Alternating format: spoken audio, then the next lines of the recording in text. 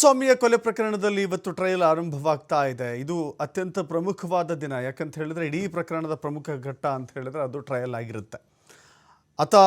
ಆತನು ಅಪರಾಧಿಯೋ ಅಥವಾ ನಿರಪರಾಧಿಯೋ ಅಂತ ತೀರ್ಮಾನ ಮಾಡಲಿಕ್ಕಿರುವಂಥ ಒಂದು ಅವಕಾಶ ಅಂತ ಹೇಳಿದ್ರೆ ಈ ಟ್ರಯಲ್. ಹೀಗಾಗಿ ಇವತ್ತು ರೇಣುಕಾಸ್ವಾಮಿಯ ತಂದೆ ಮತ್ತು ತಾಯಿಯನ್ನು ಕೋರ್ಟ್ಗೆ ಕರೆತರಲಾಗಿದೆ. ಅವರನ್ನು 12 ಗಂಟೆಗೆ ಅಂದರೆ ಈಗಾಗಲೇ ಆರಂಭವಾಗುವಂಥ ಸಂದರ್ಭ ಇದು. ಈ ಸಂದರ್ಭದಲ್ಲಿ ಅವರನ್ನು ವಿಚಾರಣೆಗೆ ಒಳಪಡಿಸಲಾಗುತ್ತೆ. ಜಡ್ಜ್ ಮುಂದೆ ರೇಣುಕಾಸ್ವಾಮಿ ಪೋಷಕರು ಹಾಜರಾಗಿದ್ದಾರೆ ಅಂತ ಗೊತ್ತಾಗ್ತಾ ಇದೆ. ರೇಣುಕಾಸ್ವಾಮಿಯ ಕೊಲೆ ಕೇಸ್ನ ಟ್ರಯಲ್ ಈಗ ಆರಂಭವಾಗಿದೆ. ನಿಜವಾದ ಪ್ರಮುಖವಾದ ಘಟ್ಟ ಇವತ್ತು 12 ಗಂಟೆಗೆ ಜಡ್ಜ್ ನಿಗದಿಯನ್ನು ಮಾಡಿದ್ರು ಅಲ್ಲಿನ ನ್ಯಾಯಾಧೀಶರು. ಇದೀಗ ಪ್ರಕರಣವನ್ನು ವಿಚಾರಣೆಗೆ ಕೈಗೆತ್ತಿಕೊಂಡಿದ್ದಾರೆ. ಈ ಸಂದರ್ಭದಲ್ಲಿ ಅವರ ತಂದೆ ಮತ್ತು ತಾಯಿ ಏನು ಹೇಳಿಕೆಯನ್ನು ಕೊಡ್ತಾರೆ ಅನ್ನೋದು ಬಹಳ ಅತ್ಯಂತ ಪ್ರಮುಖವಾಗಿರುತ್ತೆ. ಯಾಕಂತ ಹೇಳಿದ್ರೆ ದೂರುದಾರರೇ ಅವರಾಗಿದ್ದಾರೆ. ರೇಣುಕಾಸ್ವಾಮಿಯ ತಂದೆ ಮತ್ತು ತಾಯಿ ಕೊಡುವಂಥ ಹೇಳಿಕೆಗಳ ನಂತರದಲ್ಲಿ ಹಿರಿಯ ವಕೀಲ ಸಿ.ವಿ. ನಾಗೇಶ್ ಅವರನ್ನು ಪ್ರಶ್ನೆ ಮಾಡ್ತಾರೆ, ನಿಜಕ್ಕೂ ಕೂಡ ಅಲ್ಲಿ ನಡೆದಿದ್ದೇನು ಅಂತ ಹೇಳಿ. ಯಾಕಂತ ಹೇಳಿದ್ರೆ ವಾದ ಪ್ರತಿವಾದದ ಸಂದರ್ಭದಲ್ಲಿ ಕ್ರಾಸ್ ಎಕ್ಸಾಮಿನೇಷನ್ ಅನ್ನುವ ಪಾರ್ಟ್ ಇದೆಯಲ್ಲ, ಅದು ಬಹಳ ಪ್ರಮುಖವಾದದ್ದಂಥದ್ದಾಗಿರುತ್ತೆ. ಹೀಗಾಗಿ ಕ್ರಾಸ್ ಎಕ್ಸಾಮಿನೇಷನ್ ನಡೆಯುತ್ತೆ. ಅವರ ತಂದೆ ಕಾಶಿನಾಥ್ ಶಿವಲಿಂಗನಗೌಡರ್ ಮತ್ತು ಅವರ ತಾಯಿ ರತ್ನಪ್ರಭಾ ಇಬ್ಬರು ಕೂಡ ಇವತ್ತು ಕೋರ್ಟಿಗೆ ಹಾಜರಾಗಿದ್ದಾರೆ. ಬಹಳ ನೋವಿನಲ್ಲಿರುವಂಥ ಕುಟುಂಬ ಅದು. ಯಾಕಂತ ಹೇಳಿದ್ರೆ ಇರುವ ಏಕೈಕ ಪುತ್ರ, ಆತನ ಮೇಲೆಯೇ ಇಡೀ ಕುಟುಂಬ ಅವಲಂಬಿತವಾಗಿತ್ತು. ಇಡೀ ಕುಟುಂಬದ ಜೀವನ ನಿರ್ವಹಣೆಯೇ ಆತನ ಮೇಲಿತ್ತು. ಆತ ಒಂದು ಮೆಡಿಕಲ್ ಶಾಪ್ನಲ್ಲಿ ರೇಣುಕಾಸ್ವಾಮಿ ಕೆಲಸ ಮಾಡ್ತಾ ಇದ್ದ. ಅದರಿಂದ ಬಂದಿರುವಂಥ ಹಣದಲ್ಲಿಯೇ ಜೀವನಾಧಾರವನ್ನು ಅಥವಾ ಜೀವನವನ್ನು ಕಟ್ಟಿಕೊಳ್ಳಬೇಕಾಗಿತ್ತು. ವಯಸ್ಸಿಗೆ ಬಂದಿರುವಂಥ ವ್ಯಕ್ತಿ, ದುಡಿದು ಇಡೀ ಕುಟುಂಬವನ್ನು ಸಾಕಬೇಕಾದಂಥ ವ್ಯಕ್ತಿ, ಹೀಗೆ ಒಬ್ಬ ಸೆಲೆಬ್ರಿಟಿ ಅಂತ ಅನ್ನಿಸಿಕೊಂಡಿರುವಂಥ ವ್ಯಕ್ತಿಯ ಕೈಯಲ್ಲಿ ಕೊಲೆಯಾಗ್ತಾನೆ ಅಂತ ಹೇಳಿದಾಗ ಇಡೀ ಕುಟುಂಬ ನಿಜಕ್ಕೂ ಕೂಡ ಆಕಾಶವೇ ಅವರ ಮೇಲೆ ಬಿದ್ದಂತಾಗಿರುತ್ತೆ. ಖಂಡಿತ ಆ ನೋವಿನಿಂದ ಈಗಲೂ ಕೂಡ ಅವರು ಆಚೆ ಬಂದಿಲ್ಲ. ಜೊತೆಗೆ ಹಾಗೆ ತಾನೇ ಮದುವೆ ಆಗಿರುವಂಥ ಹೆಂಡತಿ ಇದ್ದಾರೆ. ಜೊತೆಗೆ ಈಗ ರೇಣುಕಾಸ್ವಾಮಿಯ ಕೊಲೆಯ ನಂತರದಲ್ಲಿ ಆ ಮಗು ಕೂಡ ಅಲ್ಲಿ ಜನಿಸಿದೆ. ಇಡೀ ಕುಟುಂಬಕ್ಕೆ ಆಧಾರ, ಇಡೀ ಕುಟುಂಬಕ್ಕೆ ಜೀವನವನ್ನು ನೋಡಿಕೊಳ್ಳಬೇಕಾದಂಥ ಹೊಣೆಗಾರಿಕೆ ಇರುವಂಥ ರೇಣುಕಾಸ್ವಾಮಿ ಕೊಲೆಯಾದರೆ ಇಡೀ ಕುಟುಂಬ ಎಷ್ಟೆಲ್ಲ ಅನುಭವಿಸಿರಬೇಕು ಅಂಥೇಳಿ ಅವರಿಗಿರುವಂಥ ಎಲ್ಲ ಮಾಹಿತಿಯನ್ನು ಇವತ್ತು ಜಡ್ಜ್ ಮುಂದೆ ಹೇಳಿಕೊಳ್ತಾರೆ. ಇನ್ನು ಆರೋಪಿಗಳು ಕೂಡ ಹಾಜರಾಗಿದ್ದಾರೆ. ವಿಡಿಯೋ ಕಾನ್ಫರೆನ್ಸ್ ಮೂಲಕ ದರ್ಶನ್, ಪವಿತ್ರ ಗೌಡ ಸೇರಿ ಎಲ್ಲ ಆರೋಪಿಗಳು ಕೂಡ ಹಾಜರಾಗಿದ್ದಾರೆ. ನೇರವಾಗಿ ಅಲ್ಲ, ಬದಲಾಗಿ ವಿಡಿಯೋ ಕಾನ್ಫರೆನ್ಸ್ ಮೂಲಕ ಹಾಜರಾಗಿದ್ದಾರೆ. ವಿಡಿಯೋ ಕಾನ್ಫರೆನ್ಸ್ನಲ್ಲಿ ಕೂಡ ಕೆಲವಷ್ಟು ವಿಚಾರಣೆ ಆಗುತ್ತೆ. ಅವ್ರಿಗೂ ಕೂಡ ಕೆಲವಷ್ಟು ಪ್ರಶ್ನೆಗಳನ್ನು ಕೇಳಲಿಕ್ಕೆ ಅವಕಾಶ ಇರುತ್ತೆ. ಆದರೆ ಇವತ್ತು ಪ್ರಮುಖವಾಗಿ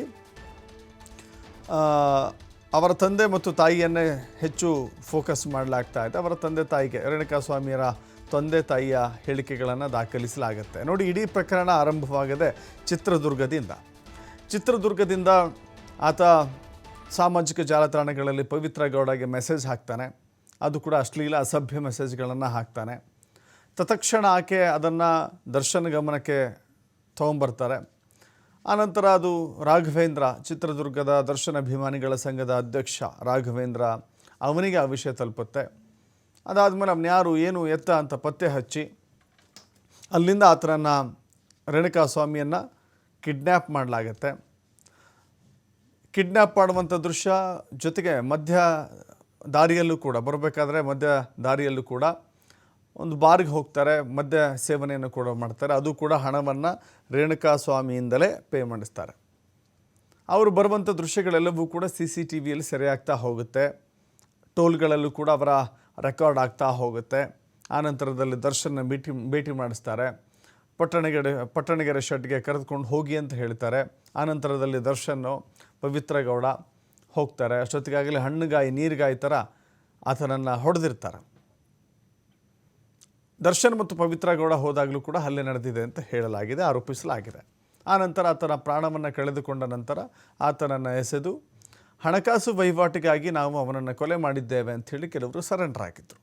ಬಟ್ ಆ ಕಾಮಾಕ್ಷಿಪಾಳ್ಯ ಪೊಲೀಸರು ತನಿಖೆಯನ್ನು ತೀವ್ರಗೊಳಿಸಿದಾಗ ಅದರ ಅಸಲಿ ಸತ್ಯವೇ ಬೇರೆಯಾಗಿತ್ತು.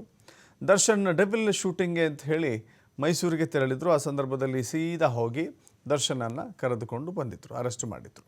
ಇಡೀ ಪ್ರಕರಣ ಒಂದು ಕಡೆ ಕೊಲೆ, ಮತ್ತೊಂದು ಕಡೆ ಕೊಲೆಯನ್ನು ಮುಚ್ಚಿ ಹಾಕುವಂಥ ಸಾಕ್ಷ್ಯನಾಶದ ಆರೋಪ ಇದೆ. ಈ ವಿಚಾರವಾಗಿ ಇವತ್ತು ಟ್ರಯಲ್ ಆರಂಭ ಆಗುತ್ತೆ. ಎಳೆಯಾಗಿಯೂ ಕೂಡ ಎಲ್ಲಿಯೂ ಒಂದು ಅಂಶವನ್ನು ಕೂಡ ಬಿಟ್ಟು ಕೊಡದಂಥ ಪೊಲೀಸರು ಪ್ರತಿಯೊಂದು ಅಂಶವನ್ನು ಕೂಡ ಚಾರ್ಜ್ ಶೀಟ್ನಲ್ಲಿ ಉಲ್ಲೇಖ ಮಾಡಿದ್ದಾರೆ. ಅದಕ್ಕೆ ಪೂರಕವಾದಂಥ ಸಾಕ್ಷ್ಯಗಳನ್ನು ಕೂಡ ಒದಗಿಸಿದ್ದಾರೆ. ಈಗ ಆ ಸಾಕ್ಷ್ಯಗಳೆಲ್ಲನೂ ಕೂಡ ವಿಚಾರಣೆ ಮಾಡುವಂಥ ಸಂದರ್ಭ, ಅದಕ್ಕೆ ಟ್ರಯಲ್ ಅಂತ ಕರೀತಾರೆ ಕೋರ್ಟ್ ಲ್ಯಾಂಗ್ವೇಜಲ್ಲಿ. ಟ್ರಯಲ್ ಆರಂಭವಾಗ್ತಾ ಇದೆ ಇವತ್ತಿನಿಂದ ಆರಂಭವಾದಂಥ ಟ್ರಯಲ್ ವಾದ ಮತ್ತು ಪ್ರತಿವಾದ ನಡೆಯುತ್ತೆ. ಒಂದೇ ದಿನಕ್ಕೆ ಮುಗಿಯುತ್ತೆ, ಒಂದು ತಿಂಗಳಲ್ಲೇ ಮುಗಿಯುತ್ತೆ, ಎರಡು ತಿಂಗಳಲ್ಲೇ ಮುಗಿಯುತ್ತೆ ಅಂತ ಹೇಳೋಕ್ಕಾಗೋದಿಲ್ಲ. ಬಟ್ ಇವರೆಲ್ಲರೂ ಅಪರಾಧಿಗಳ ಅಥವಾ ನಿರಪರಾಧಿಗಳ ಅಂತ ತೀರ್ಮಾನ ಆಗುವಂಥ ಇಡೀ ಪ್ರಕ್ರಿಯೆ ಮೊದಲ ದಿನ ಇದು. ಇಡೀ ಕಾನೂನು ಪ್ರಕ್ರಿಯೆಯ ಮೊದಲ ದಿನ ಅದು ಟ್ರಯಲ್. ಇನ್ನು ಮುಂದೆ ಟ್ರಯಲ್ ಆರಂಭವಾಗಿದೆ. ಎಲ್ಲ ಆರೋಪಿಗಳಿಂದಲೂ ಕೂಡ ಹೇಳಿಕೆಗಳನ್ನು ಪಡಿತಾರೆ. ಅವರ ತಂದೆ ತಾಯಿ ಕೂಡ ಹೇಳಿಕೆಗಳನ್ನು ಕೊಡ್ತಾರೆ. ಸಾಕ್ಷ್ಯಗಳನ್ನು ಕೂಡ ಕೋರ್ಟ್ ಮುಂದೆ ಹಾಜರುಪಡಿಸಬೇಕಾಗತ್ತೆ. ವಾದ ಪ್ರತಿವಾದವನ್ನು ಆಲಿಸಿ ಒಂದು ಸೂಕ್ತ ತೀರ್ಪು ಈ ಕೋರ್ಟ್ನಿಂದ ಹೊರಬೀಳುತ್ತೆ.